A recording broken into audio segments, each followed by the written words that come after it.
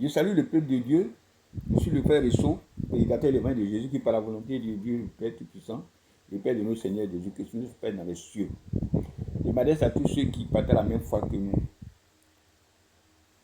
Frères et sœurs, la dernière fois nous avons parlé, nous sommes sur le passage concernant la conscience de l'Église de Jésus-Christ de Nazareth par rapport à la deuxième alliance, au deuxième testament et à la deuxième sacrificature.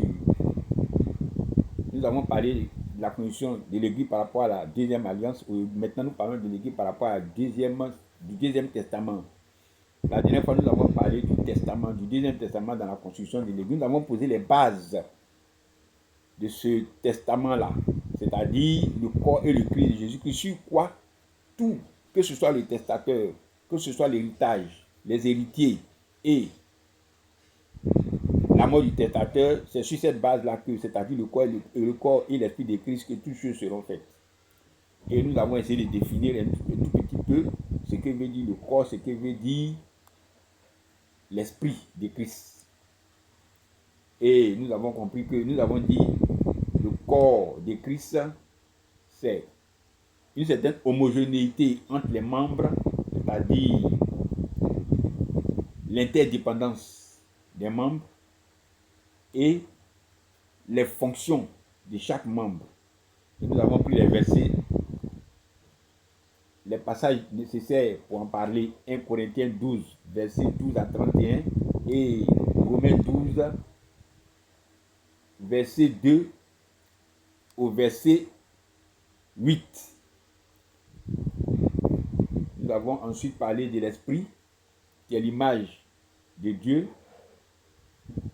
Et nous avons pris Colossiens 1, verset 15, qui parle de l'image de Dieu. Christ est l'image du Dieu invisible. Et nous avons dit, si Christ est l'image du Dieu invisible, alors son corps est l'image du Dieu invisible. C'est pourquoi tout le corps est abrévé d'un même esprit, c'est-à-dire le Saint-Esprit de Jésus-Christ. Nous avons promis de parler du testateur. Aujourd'hui, c'est ce que nous allons faire. En ce qui concerne aussi le testateur, c'est-à-dire celui qui écrit son testament, qui est Jésus-Christ, ce sera en son corps et en son esprit aussi, c'est-à-dire l'Église de Jésus-Christ qui est le corps et le Saint-Esprit de Jésus-Christ. Jésus-Christ en son corps et en son esprit est le testateur. En son esprit, en esprit et en vérité, c'est lui qui laisse son héritage, qui est son corps et son esprit, à ses héritiers qui le sont en son corps et qui ont son esprit. Jésus-Christ avait annoncé déjà à ses disciples, c'est-à-dire ceux qui marchent, qui croient en lui, qu'il allait leur laisser son corps et son esprit. Marc 14, verset 22 à 24, j'ai lu les Écritures. Pendant qu'il mangeait, Jésus prit du pain et après avoir rendu grâce, il le rompit et le leur donna en disant, prenez ceci est mon corps. Il prit ensuite une coupe et après avoir rendu grâce, il leur donna et ils en burent tous. Il leur dit, ceci est mon sang, le sang de l'alliance qui est répandu pour plusieurs. Amen.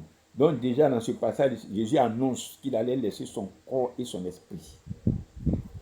Et rien d'autre. Parlons du corps un tout petit peu. Le corps de Jésus-Christ qui nous laisse, nous l'avons dit un peu plus haut, c'est une certaine homogénéité entre les membres de son corps. C'est-à-dire, il faut d'abord reconnaître que ce sont des membres, c'est un corps homogène, de sorte que chaque membre, tous les membres sont interdépendants entre eux. Et en plus, il nous démontre que chaque membre est appelé à une ou à plusieurs fonctions dans le corps. Nous en avons parlé un peu plus haut. C'est en cela que nous avons parlé du chapitre et du passage 1 Corinthiens 12, verset 12 à 31, qui parle des membres du corps et leur indépendance. Et ensuite, Romains 12, verset 2 à 8, qui parle des membres du corps et de leurs fonctions. Donc nous voyons que Jésus va nous laisser un corps homogène, un corps dans lequel nul n'est au-dessus de l'autre, et que chacun est membre du corps pour sa part, et lui seul, en son esprit, le Saint-Esprit est le chef. L'Esprit de Jésus-Christ, c'est-à-dire le Saint-Esprit. Il y a le Saint-Esprit il y a la puissance de l'esprit et le fait qu'il soit fils de Dieu que Jésus-Christ va nous laisser. Dans les Écritures, dans Luc 3, versets 21 à 22, parlant du Saint-Esprit, la parole dit: tout le peuple se faisait baptiser, Jésus fut aussi baptisé, et pendant qu'il priait, le ciel s'ouvrit, et le Saint-Esprit descendit sur lui, sous une forme corporelle, comme une colombe, et une voix fit entendre du ciel ces paroles: tu es mon fils bien-aimé, en toi j'ai mis toute mon affection. Donc Jésus-Christ est rempli du Saint-Esprit. C'est déjà un premier élément. Mais quand se disent les Écritures, ils disent que tu es mon fils bien-aimé. Donc Christ est fils de Dieu. Et les Écritures nous le disent qu'il était... Jésus avait environ 30 ans lorsqu'il commença son ministère. Étant, comme on le croyait, fils de Joseph. Et pourtant, il était fils de Dieu. Ensuite, la puissance de l'esprit. Et les Écritures, Luc 4, versets 13 à 15. Après l'avoir tenté de toutes les manières, le diable s'éloigna de lui jusqu'à un moment favorable. Jésus, revêtu de la puissance de l'esprit, retourna en Galilée et sa renommée se répandit dans tout le pays d'alentour. Il enseignait dans les synagogues et il était glorifié par tous. Donc, Jésus aussi va nous laisser la puissance de l'esprit, c'est-à-dire les dons de l'esprit. Je récapitule pour dire, il y a le Saint-Esprit, sa qualité de fils de Dieu et la puissance de l'esprit que par son Esprit Saint Christ va nous laisser. C'est ce qui le caractérisait. Il est bien de parler des biens matériels après lesquels nous courons tous les jours. Jésus nous donne des éléments qui doivent tirer notre attention. Par rapport aux vêtements, je lis les Écritures, Jean 19, versets 23 à 24. Les soldats, après avoir crucifié Jésus, prirent ses vêtements et ils en firent 4 parts, une part pour chaque soldat. Il prit aussi sa tunique qui était sans couture, d'un seul tissu, depuis le haut jusqu'en bas. Et ils dirent entre eux: ne la déchirons pas, mais tirons au sort à qui elle sera. Cela arriva afin que s'accomplisse cette parole de l'Écriture. Ils se sont partagés mes vêtements, ils ont tiré au sort ma tunique. Voilà ce que firent les soldats. Amen. Nous comprenons que Jésus est parti, même sans vêtements. Et ces vêtements qu'il aurait pu nous laisser, les soldats l'ont pris. Concernant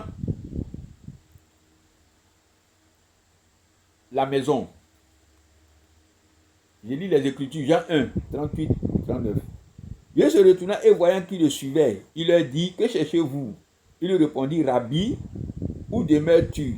Il leur dit: venez et voyez. Ils allaient et ils virent où il demeurait et ils restaient auprès de lui ce jour-là. C'était environ la 10e heure. Concernant encore son logement, dans Matthieu 8, verset 19 à 20, Jésus dit, l'Écriture dit, Jésus voyant une grande foule autour de lui, donna l'ordre de passer à l'autre bord. Un scribe s'approcha de lui et dit: Maître, je te suivrai partout où tu iras. Jésus lui répondit: les renards ont des tanières, les oiseaux du ciel ont des nids, mais le Fils de l'homme n'a pas où reposer sa tête. Par ces passages-là, nous pouvons comprendre que le Seigneur n'avait pas de biens physiques à nous laisser. Il avait son esprit et son corps, c'est-à-dire l'église de Jésus-Christ de Nazareth, en vérité et en esprit. Il est bon que nous comprenions ce que cela veut dire, afin que nous sachions ce qu'il allait nous laisser.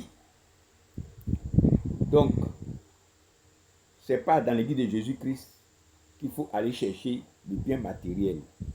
Pour ceux qui y vont afin de chercher des voyages, des mariages et toutes ces choses que nous connaissons. Frères et sœurs, pour aujourd'hui, nous allons nous arrêter là. Nous avons parlé du testateur et de ce qui le caractérise, c'est-à-dire de cet esprit, la puissance de l'esprit, sa qualité de fils de Dieu. Désormais, nous allons parler des héritiers ou de l'héritage. Précisément des héritiers, de ceux qui ont la qualité d'héritier. Amen. Que Dieu vous garde.